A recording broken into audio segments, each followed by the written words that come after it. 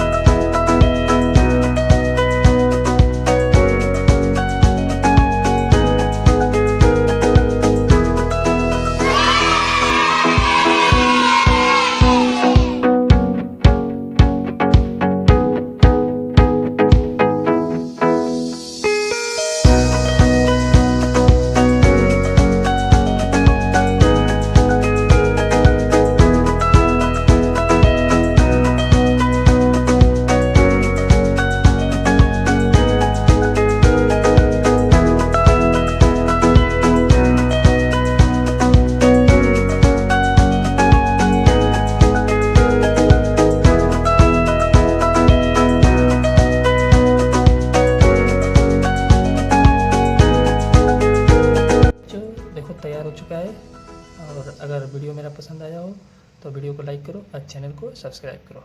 Bye bye.